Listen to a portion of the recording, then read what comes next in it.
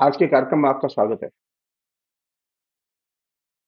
आज हम फिर से दलित साहित्य के मुद्दे पर बात करेंगे। हमने दलित साहित्य का इतिहास दर्शन शीर्षक से जो श्रृंखला शुरू की थी, उसके हम 2 एपिसोड कर चुके हैं। ये तीसरा एपिसोड है। हमने ये बात रखी थी कि उसे हम फिर रिपीट कर रहे हैं, जहाँ से सिलसिला आगे बढ़े, कि दलितों में बहुत सारे संवैधानिक अधिकार उनको दिए गए। इसके बावजूद एक फिनोमेना नजर आता है, वो ये कि उन्होंने उनके अंदर जो है वो एकजुटता का और दलित चेतना का अभाव है। और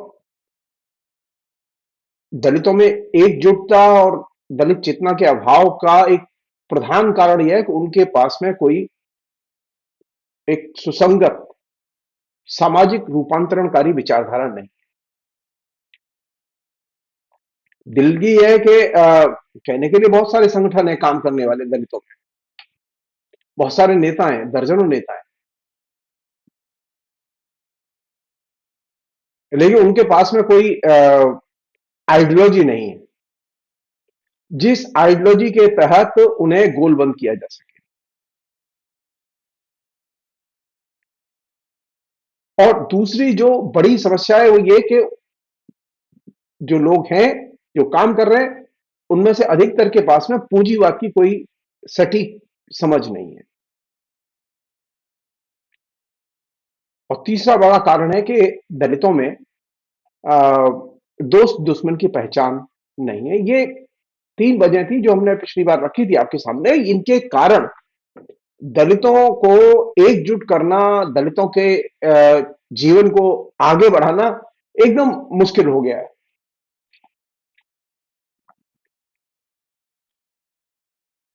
दलितों ने बड़े पैमाने पर बड़ी संख्या में आत्मकथाएं लिखी हैं, लेकिन इन आत्मकथाओं को पढ़ के आपको पूंजीवाद के बारे में कोई समझ नहीं बनेगी। आपको यह पता नहीं चलेगा कि आखिर ये पूंजीवाद से लड़ना चाहते हैं या पूंजीवाद में रहना चाहते हैं।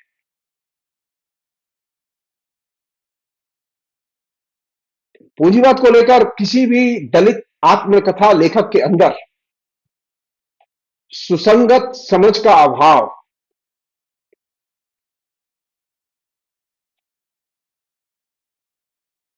इस बात का द्योतक है कि दलित लेखक जो आत्मकथा लिख रहा है उसे नहीं मालूम कि उसे कहां जाना है।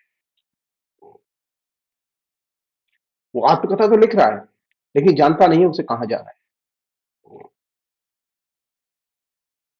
पूंजीवाद की सही समझ के बिना आप आने वाले समय में या वर्तमान में आप ये तय नहीं कर सकते कि आपका रास्ता क्या है। मेरी इस बात को ये ब्राह्मण वर्सेस ये ब्राह्मण है, ये हमें उपदेश दे रहे हैं, इस रूप में न लें। मैं नहीं जानता, मैंने जितनी भी आत्मकथाएं पढ़ी है दलितों की,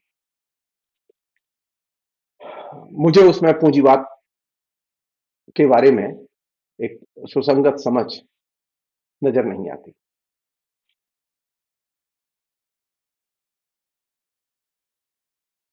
वहां जाति के उत्पीड़न के ब्यौरे हैं,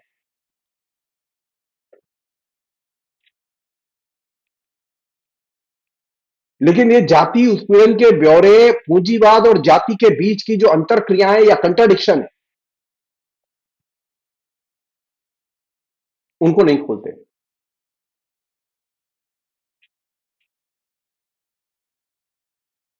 और ये बहुत ही चुनौतीपूर्ण जगह है जिस पर के अभी तक दलित लेखकों ने कम से कम विचार नहीं किया। हिंदी के दलित लेखकों ने तो कम से कम एकदम विचार नहीं किया। मैं मराठी के बारे में नहीं जानता। उसी तरह ये जो लेट कैपिटलिज्म आया है, परवर्ती पूंजीवाद आया है, जिसे हम लोग ग्लोबलाइजेशन कहते हैं, ग्लोबलाइजेशन को लेके क्या समझ है, किस तरह की इसमें भूमिका बनती है इस परवर्ती पूंजीवाद के प्रति, इस पर दलित लेखक एकदम चुप हैं। और ये चुप्पी आपको पिछले जो 50-60 साल में जो भी आत्मकथाएं लिखी गई हैं, आप उनको उठा के देखिए, ये चुप्पी वहां नजर आएगी साफ साफ।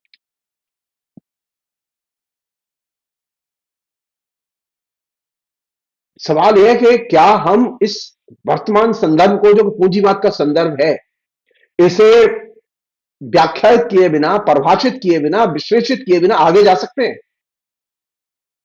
नहीं जा सकते।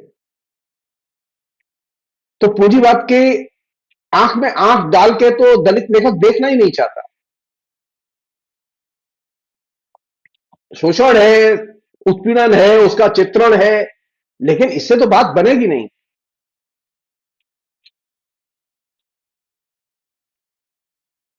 तो जब हम साहित्य का इतिहास दर्शन और खासतौर पर दलित साहित्य का इतिहास दर्शन पढ़ाएं, तो हमें यह चीज देखनी होगी कि वहां पूंजीवाद और परवर्ती पूंजीवाद का संदर्भ दाखिल होता है कि नहीं होता, होता है तो किस रूप में होता है।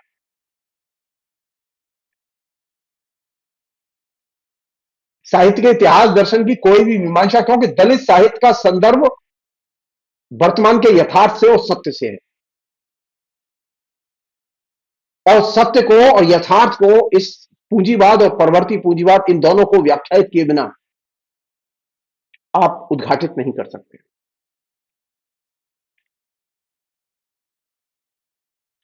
अगर आप ध्यान से देखें तो दलित की स्थिति यह है कि उसका एक संवैधानिक दर्जा है, संवैधानिक अर्थ है, और ये संवैधानिक अर्थ जो है उसके सामाजिक अर्थ से और सामाजिक अवस्था से जुड़ा हुआ है। दूसरा जो उसका स्तर है वो ये है कि वह व्यक्तिगत, सामाजिक, निजी, जातिगत, सांस्कृतिक विशेषताएं हैं जो उसके जीवन में है। संवैधानिक तौर पर दलित सबके समान है, वहां कोई भेद नहीं है। संविधान की नजर में दलित गैर दलित के बीच में कोई भेद नहीं। वह सामाजिक विकास के क्रम में ऐतिहासिक तौर पर पिछड़ गया है, इसलिए उसे आरक्षण दिया गया है और विशेष सुविधाएं दी गई। ये ऐसा नहीं है कि अगर वो पिछड़ा हुआ नहीं होता तो उसे सुविधाएं नहीं दी जाती।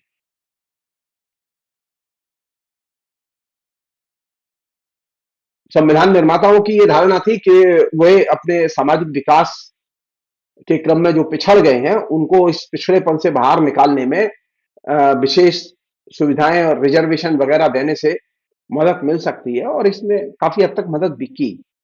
लेकिन एक बड़ा हिस्सा आज भी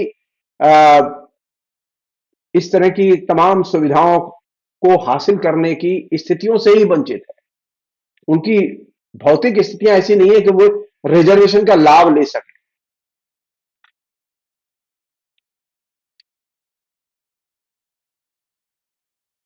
तो संवैधानिक अधिकार तो है, लेकिन उसकी भौतिक परिस्थितियां ऐसी नहीं है कि वो संवैधानिक अधिकारों का लाभ ले सके।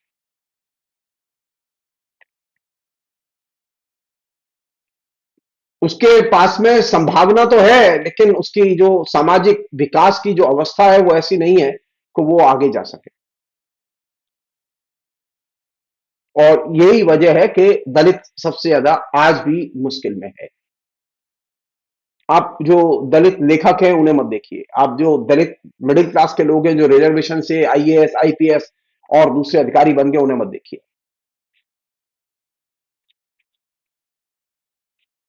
बल्कि अगर आप ध्यान दें तो डेमोक्रेसी का विकास और डेमोक्रेसी की अंतर क्रियाओं में उन शक्तियों का विकास जो दलित विरोधी हैं,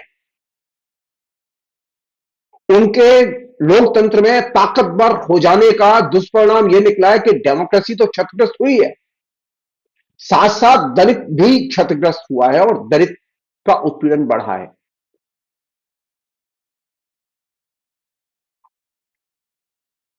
और दलित के खिलाफ उत्पीड़न बढ़ने का एक परिणाम ये निकला है कि सामाजिक जो विकास की प्रक्रिया में जब हम उसे कदम से कदम मिला के सबके साथ लाना चाहते थे कि उसका सबके साथ विकास हो, तो उसका ये परिणाम निकला है कि वह और ज्यादा इस पूरी अवस्था की वजह से और ज्यादा पिछड़ गया। और ये हुआ है पूंजीवादी विकास के मॉडल को एडॉप्ट करने के कारण। इसकी जड़ें इसकी जड़ें अंबेडकर के दृष्टिकोण में है, क्योंकि अंबेडकर स्वयं पूंजीवाद से मुक्ति का सपना नहीं देखते। वे पूंजीवाद में ही दलित की मुक्ति का सपना देखते हैं, और यही बुनियादी जड़ है। दलित अपनी सामाजिक दुर्दशा से मुक्त हो, इसके लिए जरूरी है कि दलितों के अंदर पूंजीवाद विरोधी चेतना मुखर रूप में विकसित हो।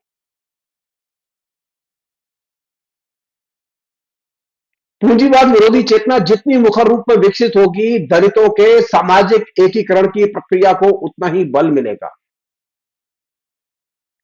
पूंजीवाद के प्रति एकीकरण की प्रक्रिया, पूंजीवाद को स्वीकार करने की प्रक्रिया, पूंजीवाद के प्रति समर्पण का भाव जितना प्रबल होगा, दलित उतना ही सामाजिक एकीकरण की प्रक्रिया में पिछड़ जाएगा। और यह पिछड़ापन फिर आपको हमेशा रिजर्वेशन बना रहे इसकी मांग करने के लिए मजबूर करेगा।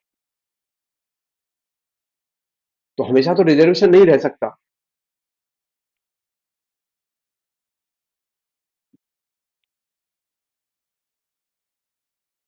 एकीकरण की प्रक्रिया में या रिजर्वेशन के लाभ लेने की अवस्था में वही वर्ग दलितों का सामने आ गया है जो कि शहरों में पहुंच गया। शिक्षा जिसे मिलने लगी, या हम ये कहें कि निम्न वर्ग से मध्य वर्ग में जो लोग आ गए, वे सामाजिक एकीकरण की प्रक्रिया का हिस्सा बन गए।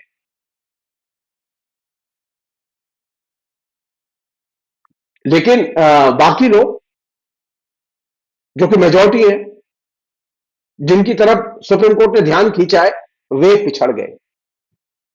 दलितों में बहुत चंद जातियां हैं जिनके पास में रिजर्वेशन के लाभ पहुंचे, और ये चंद जातियां वे जिनके लोग शहरों में पहुंच गए, शिक्षा में पहुंच गए, पढ़ने लिखने लगे बच्चे, निम्न वर्ग से मध्य वर्ग में आ गए। ये लोग रिजर्वेशन के लाभ लेने की स्थिति में, प्रत्येक दलित की स्थिति यह नहीं है कि वो रिजर्वेशन का लाभ ले सके, क्योंकि उसके पास में शिक्षा ही नहीं है,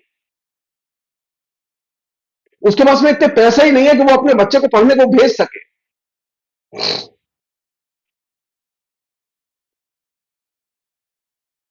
एक और चीज है, ऐसा नहीं कि दलित पढ़ना नहीं चाहते, दलित की भौतिक परिस्थितियां ही ऐसी नहीं है कि वो पढ़ने जा सके।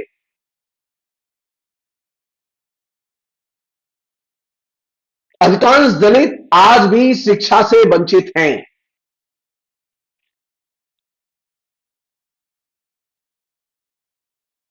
कोई अपनी इच्छा से दलित नहीं रहना चाहता। तो दलितों में इच्छा और अनिच्छा का प्रश्न नहीं है।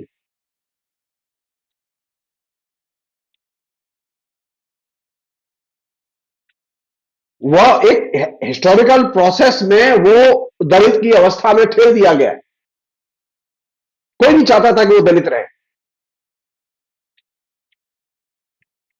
सब चाहते थे कि उनकी खुशहाल जिंदगी हो, लेकिन वो मजबूर है कि उनके पास खुशहाल जिंदगी नहीं है। तो समाज में एक बड़ा हिस्सा है जो आज भी उन्हें गुलाम मानता है और गुलाम की तरह उनके साथ व्यवहार करता है।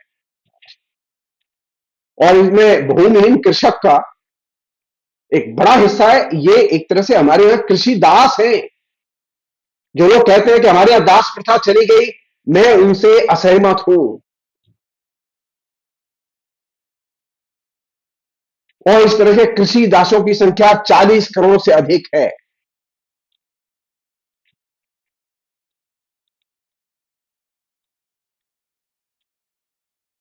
ये जो पुराने जमाने में जो एक जिन लोगों ने वैदिक इंडेक्स बनाई, उन लोगों ने जो बहुत तरीके से लिखा कि शूद्र के नाम लेते ही दास का या दासत्व का बोध होता है। तो अब शूद्र तो नहीं कहते हमारे यहां, लेकिन दास तो है, और वे कृषि दास की तरह खेतीहर मजदूर की रूप में है। वैदिक काल में जो कृषि दास होते थे उन्हें कम्मी कहते थे। प्रोफेसर रामशरण शर्मा ने जो हिस्टोरियन है, उन्होंने जो शूद्रों का इतिहास नामक पुस्तक लिखी है, जो कि उनकी रिसर्च है, उसमें उन्होंने शूद्रों की तुलना स्पार्टा के गुलामों से की है। उन्होंने कहा कि अंतर सिर्फ इतना है कि उनके साथ उस हद तक बल प्रयोग नहीं किया जा सकता था और न उन्हें उस तरह तिरस्कृत ही किया जाता था जिस तरह से यहां तिरस्कृत किया जाता है और बल प्रयोग किया जाता है। एक बहुत ही सुंदर अंश है जिसे मैं उन्होंने कहा है, रामशरण शर्मा ने शूद्र शब्द की व्युत्पत्ति के संदर्भ में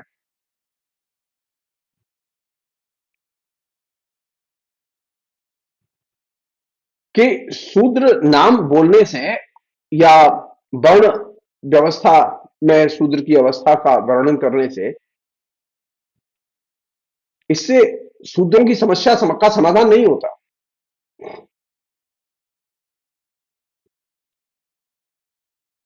सबसे पहले बादरायण थे जिन्होंने के शूद्र शब्द की व्युत्पत्ति लिखी और उन्होंने इस शब्द को दो भागों में विभक्त किया था। पहला शुक, ब्रैकेट में शोक, और दूसरा द्रव, जो द्र धातु से बना है और जिसका अर्थ है कि दौड़ना। शंकराचार्य ने इसकी तीन व्याख्याएं की। इसके आधार पर शंकर ने लिखा कि शूद्र शब्द के विभिन्न अंगों की व्याख्या करके ही इसे समझा जा सकता है, अन्यथा नहीं। रामशरण शर्मा ने लिखा कि बादरायण और शंकर की व्याख्याएं असंतोषजनक हैं। मैं यहां वो काफी नरमाई से पेश आते हैं। मेरा कहना यह है कि उनकी व्याख्याएं गलत हैं। वहीं रामशरण शर्मा ने सही लिखा है कि पाणिनि के नाम पर प्रचलित उणादि सूत्र के लेखक की व्याख्या काल्पनिक और अस्वाभाविक है। इसी तरह जैसे ब्राह्मण ग्रंथों में ये जो बादरायण है, पाणिनि है, शंकराचार्य हैं, इनकी जो व्याख्याएं हैं वो काल्पनिक और अवास्तविक हैं। उसी तरह जो बौद्ध साहित्य है उसमें जो शूद्र की व्याख्याएं हैं वे भी काल्पनिक हैं। मैं यहां एक उदाहरण उनका पढ़ना चाहूंगा, रामशरण शर्मा का बहुत महत्वपूर्ण उदाहरण है। वो लिखते हैं, कोट, ब्राह्मणों द्वारा प्रस्तुत व्युत्पत्ति में शूद्रों की दयनीय अवस्था का चित्रण किया गया है, किंतु बौद्ध व्युत्पत्ति में समाज में हीनता और न्यूनता का परिचय मिलता है। इन व्युत्पत्तियों से केवल इतना पता चलता है कि भाषा और व्युत्पत्ति संबंधी व्याख्याएं भी सामाजिक स्थितियों से प्रभावित होती हैं। कोटेशन बंद। आगे वो कहते हैं एक अन्य कोटेशन, कोट, आर्थिक तथा सामाजिक विषमताओं के कारण आर्य और आर्येतर दोनों के अंदर श्रमिक समुदाय का उदय हुआ और ये श्रमिक आगे जाकर शूद्र कहलाए। कोटेशन बंद।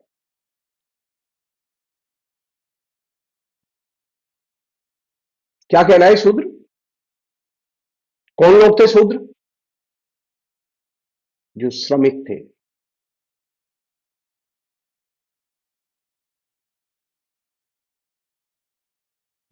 अब इससे जुड़ा हुआ एक अन्य सवाल है जो कि विचार नहीं है। वो ये कि आखिर हम ये जो साहित्य है इसे हम संबोधित किसे करते हैं?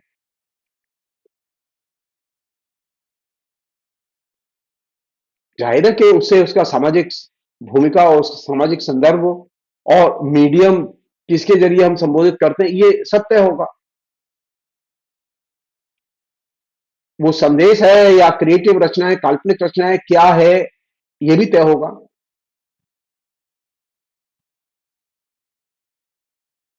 अनेक दलित लेखक हैं जो कि ये कहते हैं कि दलित साहित्य जो है दलित समाज का आईना है।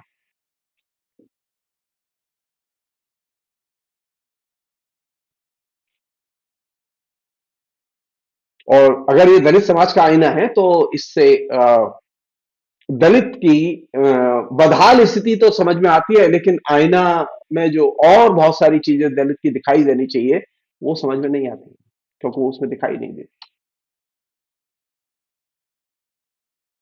इसलिए दलित साहित्य में खाली दलित दलित का और जो बृहत्तर जो सामाजिक आर्थिक राजनीतिक संदर्भ है वो जब तक उद्घाटित नहीं होता, दलित की एक संपूर्ण छवि उभर के सामने नहीं आती। ये उसकी सबसे बड़ी वीकनेस है।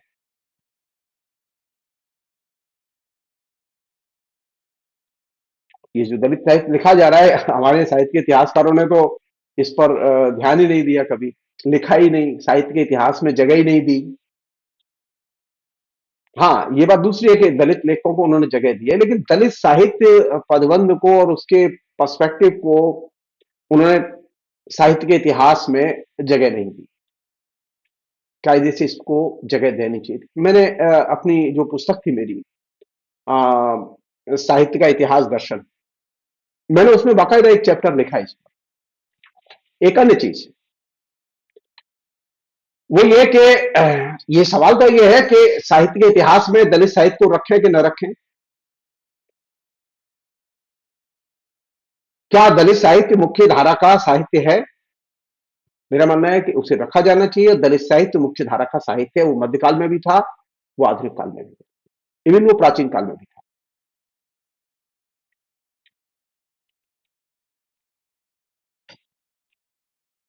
मुसीबत यह है कि जो दलित लेखक हैं वे ऐसा नहीं चाहते। वो चाहते हैं कि हम साहित्य के अंदर दाखिल नहीं होंगे, हम अलग रहना चाहिए। और उनके दृष्टिकोण पर तरह तरह की विचारधाराओं का असर है, जिसकी वजह से वो ये सब काम करते हैं। मैं किसी के दृष्टिकोण की आलोचना नहीं करना चाहता, मैं सिर्फ ये बहुत ही विनम्रता से कहना चाहता हूं कि साहित्य के इतिहास में दलित साहित्य और दलित साहित्य के परिप्रेक्ष्य को शामिल किया जाना चाहिए और मुख्य धारा के साहित्य में दलित साहित्य को शामिल किया जाना चाहिए। संयोग की बात है कि पिछले करीब 30-35 साल का जो डेवलपमेंट है लिटरेचर का और लिटरेचरी हिस्ट्री का, उसमें दलित साहित्य दाखिल हो चुका है और ये अच्छा लक्षण है। बड़े पैमाने पर हिंदी विभागों में दलित साहित्य पर रिसर्च हो रही है। बड़े पैमाने पर दलित साहित्य के पर्चा पेपर, स्पेशल पेपर के तौर पर दलित साहित्य, आत्मकथाओं के तौर पर दलित साहित्य, इसका पठन पाठन हो रहा है और ये इससे पता चल रहा है कि वो धीरे धीरे ही सही लेकिन मेन स्ट्रीम में आ रहा है।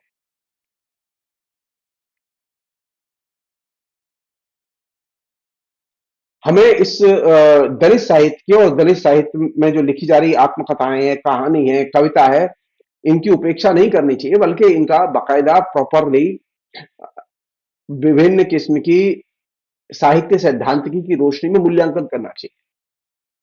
ये खाली पूजा भाव के रूप में, प्रतीक के रूप में दलित साहित्य को न तो पढ़ाना चाहिए और न पढ़ना चाहिए।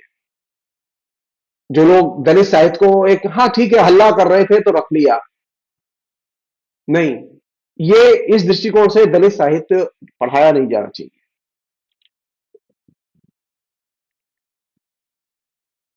क्योंकि दलित साहित्य जो लिखा जा रहा है और जो दलितों ने लिखा है, उसकी जो सबसे मूल्यवान चीज यह है कि वहां दलित लेखक का अपना निजी अनुभव साहित्य में व्यक्त हुआ है। जो यथार्थ उसने चित्रित किया है वो उसके निजी अनुभव पर आधारित है और ये बहुत ही इंपॉर्टेंट चीज है। साहित्य में ऐसा बहुत कुछ है जो कि लेखक के निजी अनुभव का हिस्सा नहीं है, लेकिन दलित साहित्य में अधिकांश चीजें वे हैं जो कि उसके निजी अनुभव का हिस्सा हैं। और ये बहुत बड़ा, जिसे कि बुनियादी फर्क है साहित्य और दलित साहित्य के बीच में।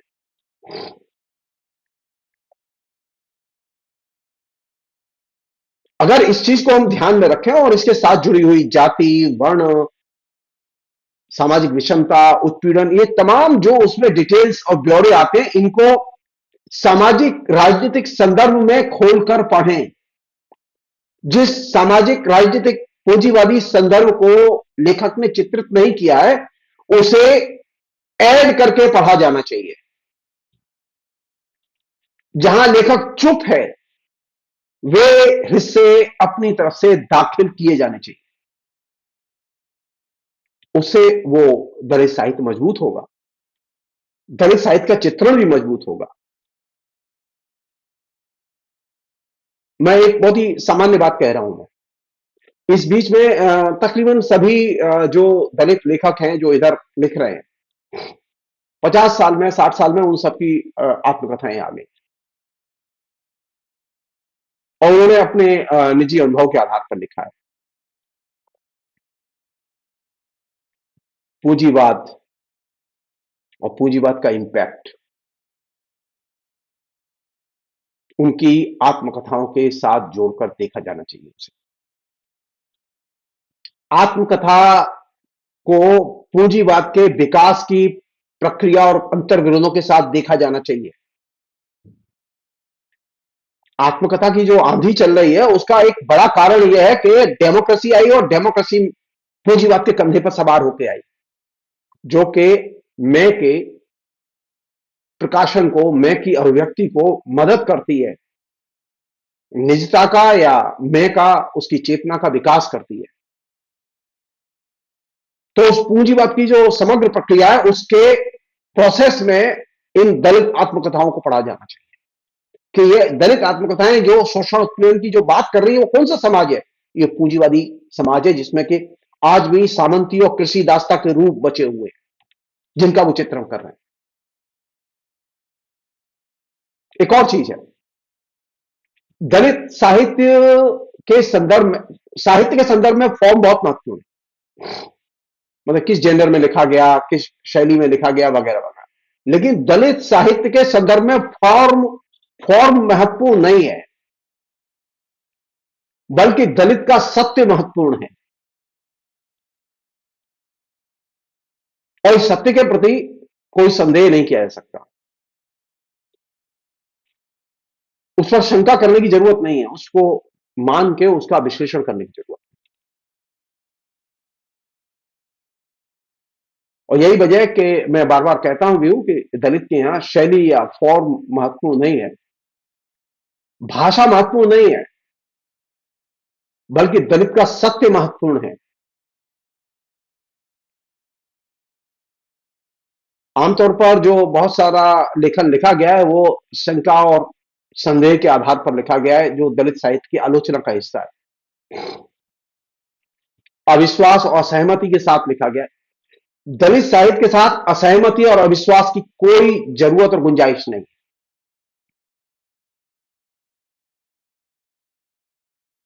हमें दलित सत्य को स्वीकार करना चाहिए और दलित संस्कृति जो वहां दिखाई दे रही है रचनाओं में, उसे स्वीकार करके उसका मूल्यांकन करना चाहिए, या दलित संस्कृति के परिप्रेक्ष्य में उसका मूल्यांकन करना चाहिए। हमें जो सवर्ण संस्कृति है उसके संदर्भ में या संस्कृति एज ए सच के संदर्भ में दलित साहित्य का मूल्यांकन नहीं करना चाहिए।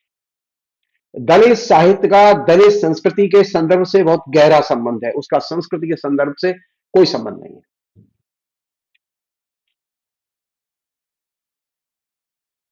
तो जब हम दलित साहित्य में दाखिल होते हैं तो दलित साहित्य हमारे सामने दलित सत्य और दलित संस्कृति इनकी चुनौतियां खड़ी करता है।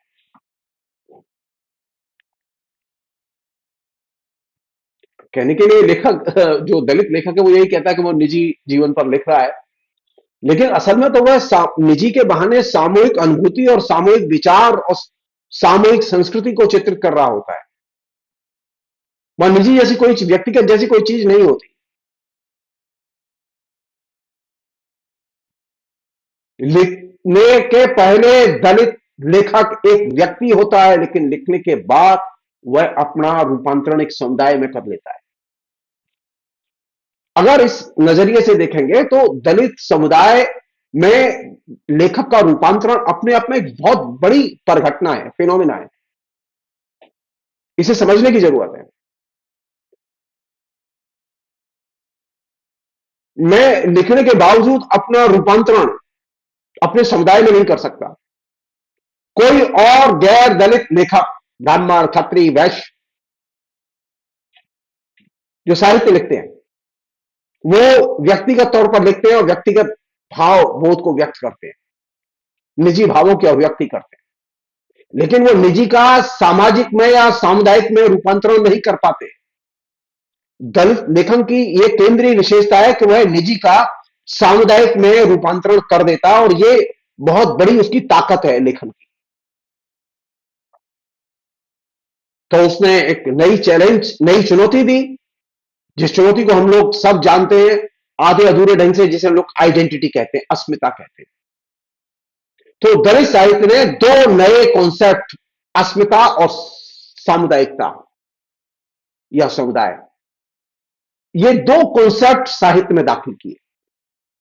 हमारे यहां समाज दाखिल होता है, समुदाय दाखिल नहीं होता। तो अगर मुझसे पूछे तो दलित साहित्य की आत्मकथाओं ने जो सबसे बड़ा बुनियादी काम किया, उन्होंने यह किया कि उन्होंने काल्पनिकता की जगह सत्य की प्रतिष्ठा की साहित्य में। तो दलित, क्योंकि दलित साहित्य में फॉर्म महत्वपूर्ण नहीं है, वहां महत्वपूर्ण है सत्य। दलित साहित्य ने जो दूसरी महत्वपूर्ण चीज हमको दी वो ये कि उसने व्यक्ति का समुदाय में रूपांतरण कर दिया, लेखक का समुदाय में रूपांतरण कर दिया। हमारे यहां लेखक का समुदाय में रूपांतरण हो ही नहीं पाता, और ये उसकी ताकत है। इस ताकत को पहचानना चाहिए।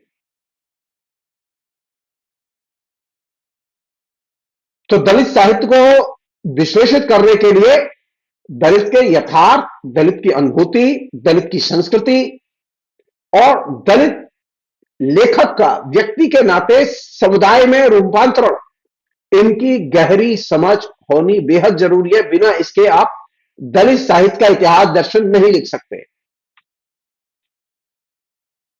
मैं चाहता हूं कि दलित साहित्य मुख्य धारा के साहित्य के साथ पढ़ाया जाए, उसके अंदर पढ़ाया जाए। उनका जो भिन्न दृष्टिकोण है वह उसमें शामिल किया जाए। सिर्फ साहित्य के दृष्टिकोण से साहित्य का पठन पाठन नहीं होना चाहिए। उसी तरह स्त्रियों के दृष्टिकोण को शामिल किया जाना चाहिए, और स्त्रियों के दृष्टिकोण से साहित्य का पठन पाठन होना चाहिए। स्त्री पर बात करेंगे तो बाद में अलग से देखेंगे, लेकिन जो चीज समझने की है वो यह साहित्य का एक विशाल कैनवास है, हम उसे खाली नहीं छोड़ सकते। दलित साहित्य साहित्य में दाखिल किया जाना चाहिए, उसके नजरिए को दाखिल किया जाना चाहिए, उसके पर्सपेक्टिव से साहित्य की परंपरा, साहित्य के इतिहास का पुनर्मूल्यांकन किया जाना चाहिए, और जो बुनियादी चीज विकसित हुई है उससे सबक लेके वो दायरे खोले जाने चाहिए। लेखक और समुदाय के बीच के अंतर संबंध का प्रश्न, साहित्य और सत्य के बीच का अंतर संबंध, निजी का सामुदायिक चेतना में रूपांतरण कैसे होता है, इससे जुड़े हुए सवाल, ये दलित साहित्य के इतिहास दर्शन के भी महत्वपूर्ण सवाल हैं, और ये साहित्य के इतिहास दर्शन के भी महत्वपूर्ण सवाल है। क्योंकि हमारे यहां अभी दलित का जो है, जिस तरह से सामाजिक या सामुदायिक रूपांतरण हमें दिखाई देता है, हमारे यहां हमारे आलोचकों का नहीं हुआ वैसे। वो नहीं कर पाए, और ये गैप है। वो चाहे रामचंद्र शुक्ल हो, चाहे हजारी द्विवेदी हो, चाहे नामवर सिंह हो, वो समुदाय के रूप में अपनी पहचान नहीं बना पाए, व्यक्तिगत पहचान है। और ये सबसे बड़ी ओम प्रकाश वाल्मीकि की कोई व्यक्तिगत पहचान नहीं है, श्रवण कुमार लिम्बाले की कोई व्यक्तिगत पहचान नहीं है। वह व्यक्तिगत पहचान सामुदायिक पहचान से अभिन्न रूप से जुड़ी हुई है, और हमारे यहां जो लेखक है उसकी पहचान सिर्फ उसकी निजी पहचान है, उसका सामुदायिक पहचान में रूपांतरण नहीं हुआ। और ये बहुत बड़ी चीज है जिस पर कि कायदे से ध्यान जाना चाहिए, जो कि आलोचना के अभी विमर्श से बाहर है। फिलहाल इतना ही। बहुत बहुत शुक्रिया, थैंक यू।